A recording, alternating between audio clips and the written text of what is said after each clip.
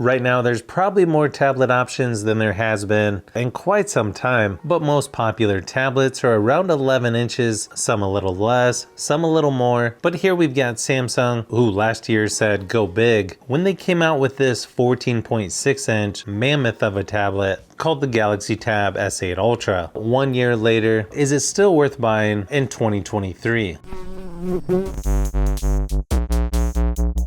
To me, the biggest hurdle with this tablet, even 1 year later, it's still close to $1,000, which is more than I normally spend for a tablet. That's even more than what some people spend for a laptop, but with a bigger price tag, you get a bigger 14.6 inch Super AMOLED display with 1848 by 2960 resolution, 120 Hz refresh rate. It's large, it's bright. It's one of the better displays out there in my opinion. And if you're using this for watching Netflix, YouTube videos, or any movie, game, or TV show, it's just gonna look really good on here. And while I do use it for those things from time to time, I probably spent more time using it to do research for YouTube videos, typing out scripts, basically using it more like a regular laptop, which happens to have a touchscreen, and just like other Galaxy Tabs, includes the S Pen at no extra cost. And the nice thing is you get the fingerprint scanner built right into the screen, which is reliable, easy to use, and a must-have for tablets in my opinion. The battery life on here has probably degraded a tad since it first came out, but 1 year later still seems pretty good in my opinion. It lasted over 7 hours in my battery drain test, which is a little above average compared to other tablets I've tested, and I usually get a few days before I even have to think about charging it. Plus it's got up to 45 watt fast charging, so it usually doesn't take very long. When it comes to the software on here, it's currently on Android 13, One UI 5.1, and it's going to be very similar to the other Galaxy Tab S8 series, just bigger, which is kind of hard to imagine if you've used the Tab S8 Plus, but you're going to have things like the Edge panel over here that you can customize. Left of the home screen, you've got the option of Google Discover newsfeed, or what they're calling Samsung News now, which I feel like they keep renaming or changing for some reason. I know a lot of people like to use Samsung DeX on their Samsung tablets, especially when connected to a keyboard, but I feel like it works pretty good just using it normal now that it has the taskbar down at the bottom, and it makes it easy to switch back and forth between apps.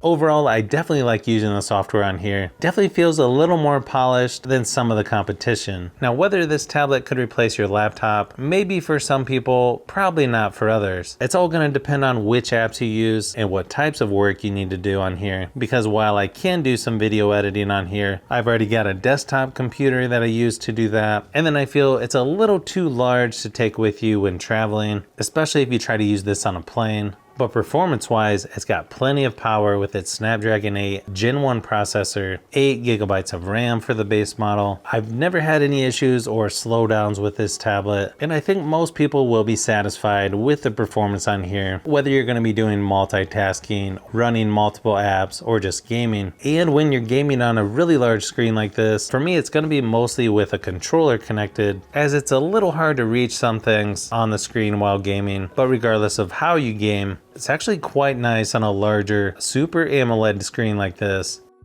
And you also have speakers on each side with Dolby Atmos. I think whether you're playing games, watching movies, or YouTube videos, just about everything on here is going to sound nice and loud. Of course, bass won't be the best because of how thin the tablet is, but it's still pretty good in my opinion. Here's a quick sample just to give you an idea of what it sounds like.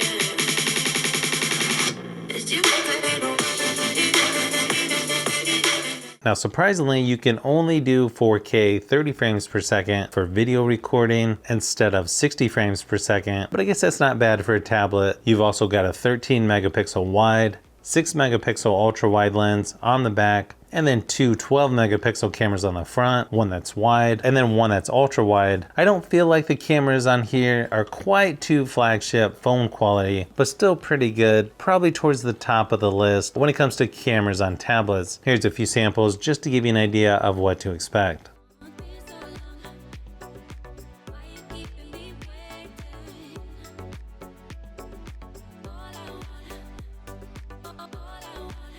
So overall, yes, I would say this ultra sized tablet is worth considering in 2023. There's really not too many other tablets in this category. I know there's some companies starting to release their version or getting ready to come out with their own ultra sized tablet. But in my opinion, it's gonna be tough to beat this one from Samsung when you consider their software, screen quality, and just overall look and feel of the Tab S8 Ultra. There's only one reason to hesitate on this, and that would be the Tab S9 Ultra may be released just right around the corner.